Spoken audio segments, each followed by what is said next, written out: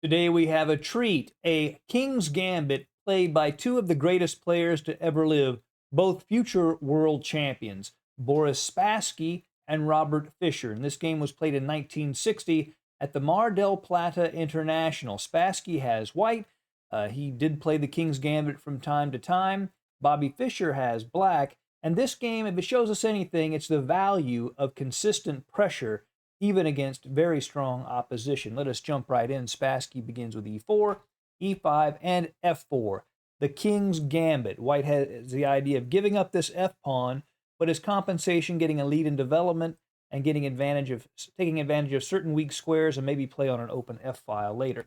ef4 and knight to f3, the main move. There are other moves, but Spassky plays knight to f3. And then g5, sort of the absolute main line for black. Just holding on to the pawn and trying to make white gain the pawn back, and in the time they spend gaining that pawn back, catching up in development. That's sort of the idea. h4, immediately undermining that structure, and g4. So white has undermined this structure, and the f4 pawn and square are vulnerable now, but black also has space, and this g-pawn can be annoying. Knight to e5, attacking the g-pawn and putting some pressure on f7, not yet, but maybe a little bit later. Knight to f6 helps defend g4. I mean, he could still take it, but more importantly, puts direct pressure on e4. The most popular move for white here is bishop to c4, but after black plays d5, giving back a pawn and blocking those lines, he seems to be perfectly fine after that. So Spassky plays d4, going right after the full pawn center. And you might ask, why doesn't Fischer just take on e4? Well, he can, but after bishop to f4, white has a nice plus score here, and white's got everything he wants from the opening. Black has had to move a piece twice to get that pawn. So Fischer instead plays d6, trying to kick that knight away from its nice position on e5. The knight goes back to d3. Now the knight and bishop are attacking f4, and now Fischer takes on e4, and Spassky takes on f4, and bishop to g7 from Fischer. Now, he's applying pressure to d4. The most natural move here would seem to be c3. The problem is that move is just too slow, and after castling, black is in good shape. In the King's Gambit, if you're going to give away material, you have to be prepared to really play sharp chess. So Spassky develops a piece instead and applies direct pressure to the knight on e4. Fischer goes ahead and takes on c3. Pawn takes knight. And yes, these pawns are weak, but for a King's Gambiteer, that's not really an issue. White's after piece activity and open lines of attack. That's really what Spassky is looking for here. Fischer plays a move that I think at the time was a novelty, but has become the main move in this position. It's probably the best move. That's c5. Yes, he's not developing a piece, but what he is doing is putting pressure on white's center and trying to lengthen the power of his bishop at g7 on this long diagonal. If the pawn were to move, bishop c3, attacking the king and rook could come. So Spassky's prepared to sacrifice more. He plays bishop to e2 just to get his pieces developed. Pawn takes on d4 and castles. And we look at this position. White has castled and has 3 pieces developed with open lines of attack like the f-file. Black just has 1 piece developed.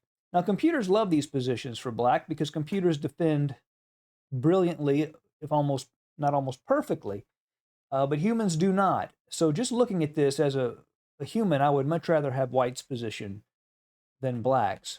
Fischer plays knight to c6, adding some defense to d4, getting a piece out. And now bishop takes g4. Spassky had sacrificed 2 pawns. Now he regains one of those pawns. After Fischer castles, he takes on c8. So what that does is it clears the way for the queen to enter into the attack, either via g4 or h5. If the queen takes the bishop, then queen can come to h5 and post that way. But Fischer takes with the rook, the better move, obviously, getting the rook more active. And that allows this move, queen to g4 from Boris Spassky. Now, he has a very serious threat here. He's threatening to play bishop to h6. If it were white moves here, this would be the end of the game because of the pin on this g7 bishop, and the threat of mate essentially is unstoppable. The only thing Fischer could even do would be to play queen to f6, but then the rook would just take the queen, and then mate would follow. So Fischer has got to do something about this threat of bishop to h6 with mate on g7, and he plays f5. Strong move, hitting the queen and giving his pieces a little more breathing room, making it easier to defend g7 laterally. Spassky plays queen to g3. Notice he keeps the pressure on this bishop on this G file. He doesn't want to relax that pressure at all. And you know, computers, again, they prefer black a little bit here. But for a human, rather have white. Pawn takes on C3, rook A to E1. And look at white's position. Every piece is well developed. He's now, again, down 2 pawns. And again, computers like black. But white's position just seems so easy to play with all his pieces well developed and ready to attack. King to h8 from Fischer, with the idea of shifting the rook over to g8. He gets out of the pin. That's the first idea. Then the rook can come to g8 and put pressure down the g file. Spassky plays king to h1.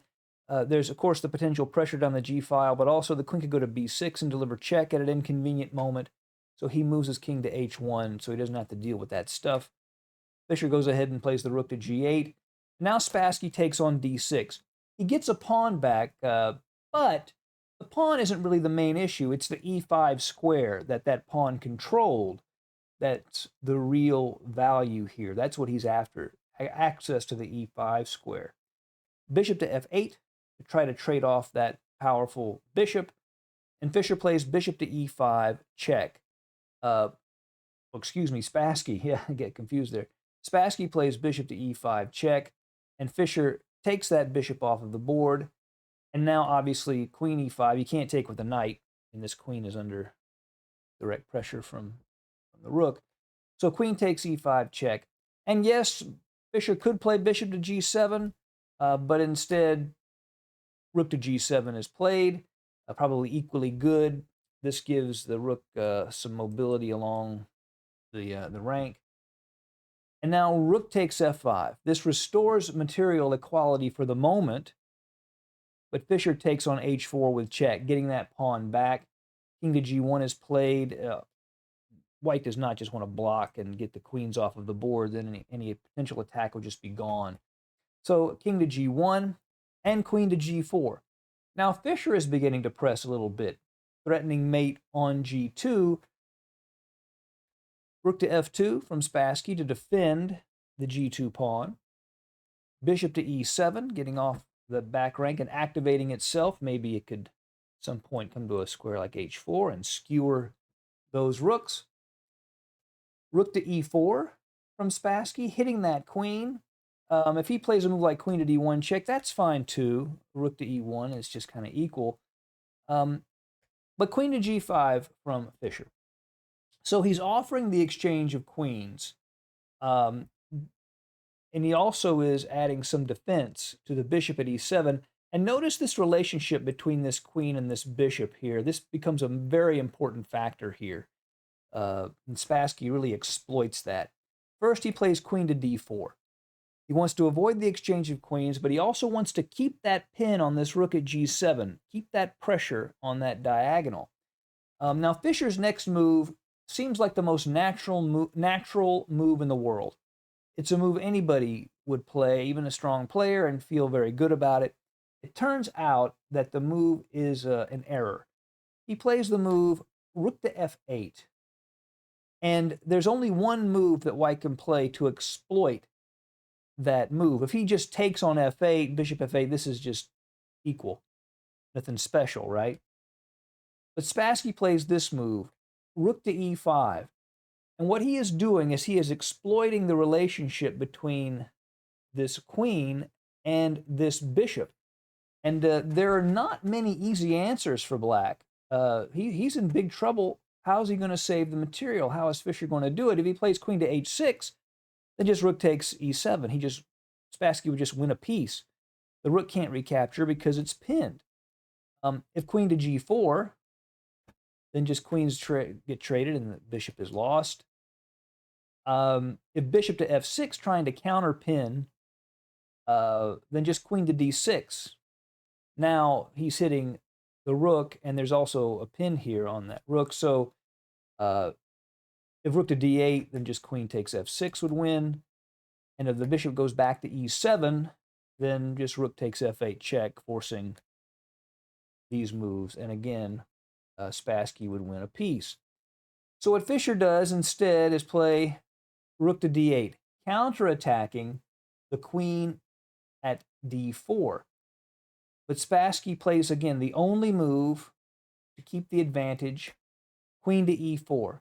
Again, exploiting the relationship between this queen and bishop. How is Fischer going to save the queen and save the bishop? He plays queen to h4. And here Spassky delivers his final move of the game, rook to f4. And in this position, Bobby Fischer resigned. And the reason is the queen can no longer stay in contact with the bishop at e7. It has to move away, and it could go to g3. But notice this bishop, I mean the queen, excuse me, defends g2, and so he would just take queen, and I guess he could also go to h6, but it's the same story. Rook takes e7, and the end of the game. And this time, our hero did not win. Bobby Fischer lost to the great Boris Spassky, but it is a lesson, a practical lesson, that having pressure and easy play is sometimes better than the computer evaluation. I hope you've enjoyed this game. See you again soon at Chess Dog. Goodbye.